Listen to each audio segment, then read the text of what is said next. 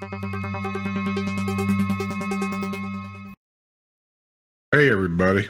I haven't done news for a while. I feel like I've done some other stuff last week or two. But anyway, I'm gonna get you caught up a little bit on a little bit of new news that's out. A new retail plaza will be constructed in the Villages of Southern Oaks. Another retail plaza is on the drawing boards for the Villages of Southern Oaks along Warm Springs Avenue. At a meeting Tuesday of the Wildwood Planning and Zoning Board, Special Magistrate Grant Wilson recommended approval of a comprehensive plan. The city commission likely will consider those recommendations later this month. The retail center, owned by 468 Properties and developed by Sands Spur Construction Company, will be down the road from the Publix grocery store that opened recently at Magnolia Plaza. Zoning would be changed from agricultural to South Wildwood mixed use on the 2.3 acres recently annexed from the county.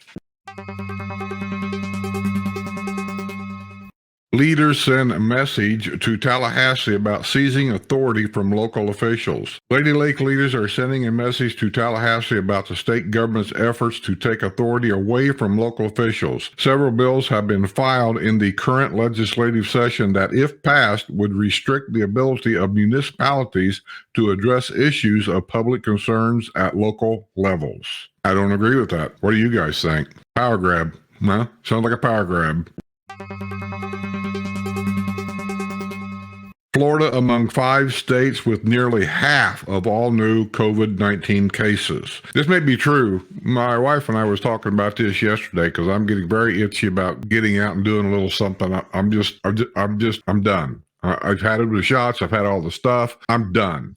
I don't feel like I'm in a really good mood today.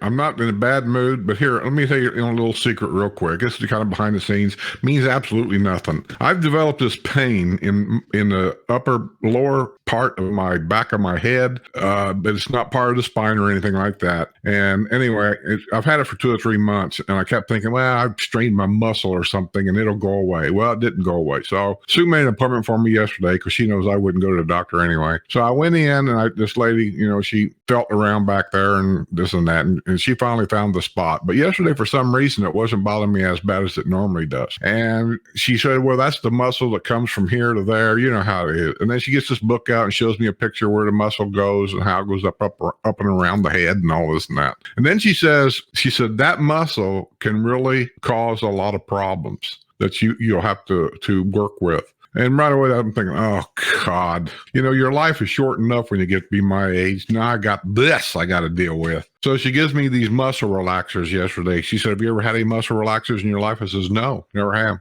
She said, have you ever taken any kind of medication other than your blood pressure pills and things like that? Have you ever? I said, nah. I think once I had surgery and they gave me some Percocets for help me with the pain. But I said, other than that, I really don't take medicine that much. And I said, if you give it to me, I said, I'll be honest with you. I said, I'm real subject about not taking them regularly. So anyway, I had muscle relaxers given to me by this lady, and she was very, very good about getting books out and showing me all this stuff. I'm supposed to do head exercises now to help with the pain, and the muscle relaxer she gave me, she said that might help relax that muscle. Pickup truck disappears from gas pump after owner steps into Wawa. Did you leave the keys in it? I'm going to have to do another letters to the editors.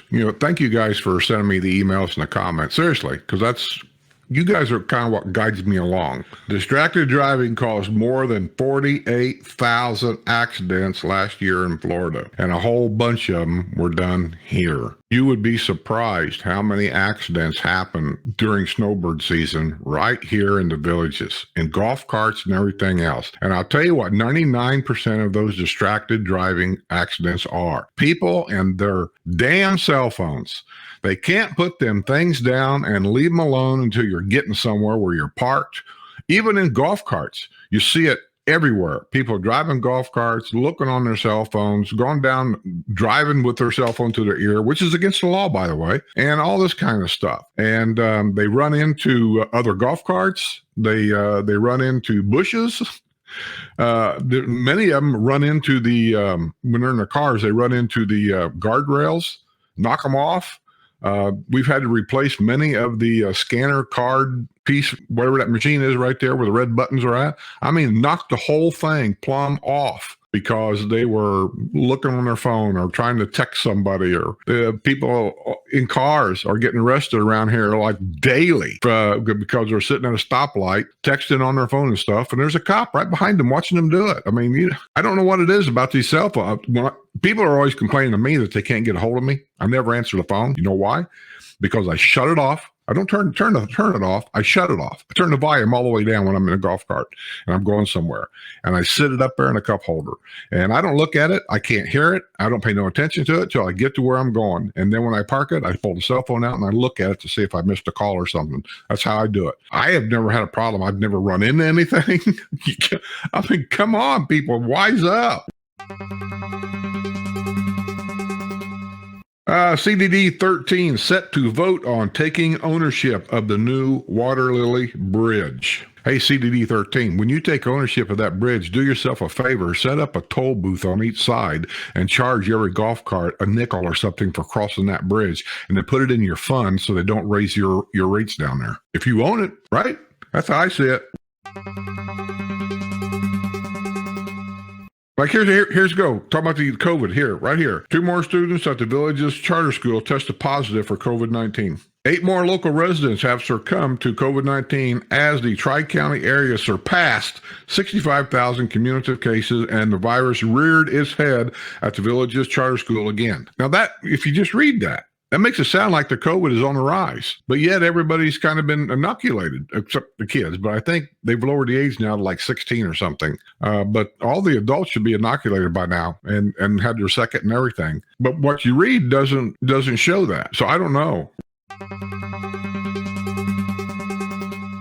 Seabreeze Potters preparing to host annual spring pottery show and sale. Seabreeze is a recreation center. It's a gorgeous recreation center. And they got all kinds of things there. The platform tennis, pickleball. I think they got beach volleyball there. They got all kinds of stuff there. Every recreation center has generally the main things, but each one generally has something a little different than the other regional rec centers. Regional rec centers is different because that's where you pick up your guest passes for your guests that come here. And then they also have certain things that they do during the year. And this one is the pottery show. It'd be mostly local people here that has a membership or something in a pottery class, and these things they make. Now they'll have the pottery show showing some of the things they make, promoting the class that you can join, and probably sell a few things. A restaurant in the Villages was shut down Monday for complete fumigation. The International House of Pancakes restaurant at Southern Trace Plaza was completely covered in tents during the fumigation process being handled by Haskell Termite and Pest Control of Tampa. The fumigation process began at 1 p.m. Monday. Wow, that's a lot of tents. 12% of federal prison COVID-19 cases reported at Coleman facility. The Coleman Federal Prison is down by the Finney area. Intoxicated man arrested after thrown out of popular bar in Brownwood. That happens quite a bit. And a lot of these people that get thrown out of our bars and things down here, and well, not just here, Lake Sumter, especially Spanish Springs up there at Margaritaville, are people that don't even live here. Because you got to remember, and I'll say it again, everything in the Villages is open to the public. This is not a gated community. Never has been. And so when you go down to a square and you're sitting down there and you're listening to a band play and whatever, that person sitting next to you may or may not live here. Now, it's 99% going to be perfectly okay. We're all just a bunch of old people and, that's it. But every now and then there's a wackadoodle that comes around and they'll sit next to you, and then that guy's the problem. And in this case, it was at the bar down there. Probably at Beer World. Show you a picture of this nutball. He even looks crazy. I know, I'm not politically correct, and I never will be. So Sean Patrick Watkins, 37, who lives at the Pepper Tree Apartments. Now, I see Pepper Tree's over in Wildwood. That means he's not a resident here. Pepper Tree Apartments in Wildwood had got into a verbal argument with multiple people at the bar at City Fire. Okay, City Fire. That's a real popular place, too. According to an arrest report from the Wildwood Police Department, he was also using vulgarity. I don't need to go any further. You got the picture in your mind, right? He's arguing with everybody, cussing everywhere, and he's drunk. Hairdresser was jailed after a disturbance at the popular night spot at Spanish Springs Town Square. Lady Lake police were called at 1:25 a.m. Saturday to Margarita Republic. I keep saying Margaritaville. I'm sorry. Margarita Republic, after 32-year-old Jessica Thurber of Lady Lake began threatening people at the bar. According to an arrest report, the bartender asked that the hairstylist be removed from the premises. Thurber refused to leave and pulled away from officers when they attempted to detain her. Oh, well. Retirement community. Pshaw!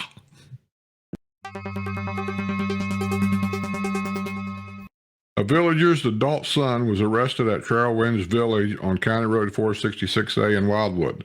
Mark Christopher Davis, 53, who lives at 2268 Margarita Drive in the village of Santiago, was pumping gasoline at the Circle K into a black Nissan passenger car at about 10 p.m. Friday, when an officer ran a check on the vehicle's license plate and discovered it had been assigned to a gold Chrysler, according to a arrest report from the Wildwood Police Department. And then they searched his car. I'm skipping through a lot here. And they found methamphetamine, hydromorphone, I don't know what that is, and hydrochlorodyne and drug paraphernalia were discovered in the car. And of course, that's why he's arrested and put in jail. You know, I would never make a good druggie because I don't even know what the drugs are. Like my muscle relaxers. I was reading the bottle a while ago. Couldn't tell you. More than 4,700 new COVID-19 cases in Florida as vaccines open to all adults. You know what I mean? It's all over the place.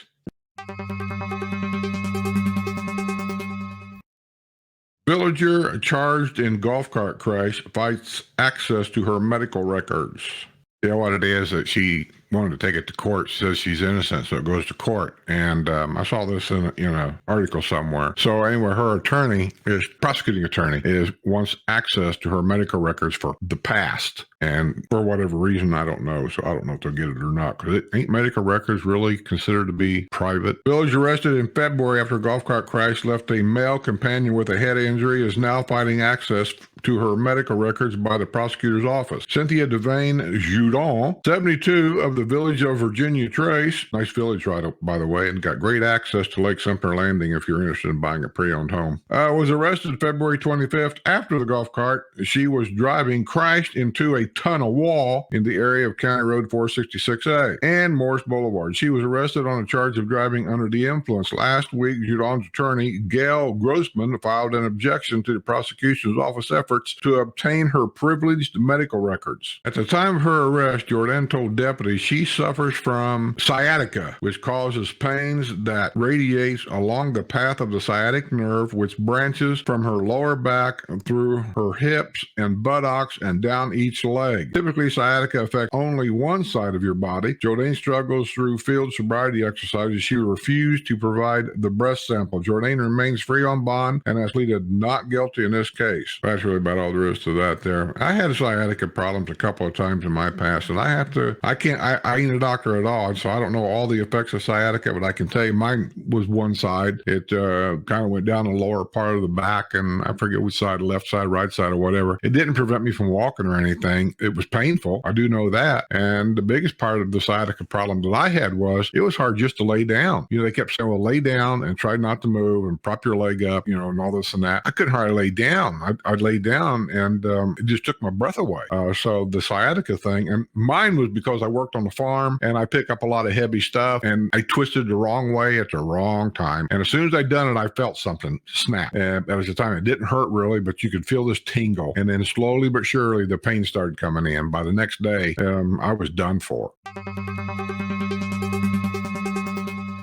Villages Rotary Clubs collected 6,000 pounds of food for local pantries. Good for you. Villager surpasses bicycling mileage goal as he pedals toward a lofty objective. Villager of Hemingway resident Jerry Vicente recently completed his 11th year of bicycling with a total of 87,081 miles in the books. I would have bought a car. Villages Trap Skeet and Sporting Clays Club preparing for annual club championship. Villager's son facing child porn charges won't be allowed to attend school online. Well, no. As far as I'm concerned, he shouldn't have access to internet access at all. But I'm telling you, it ain't going to happen. That's like telling somebody that's a drunk that gets arrested and say, well, you can't have access to alcohol anymore.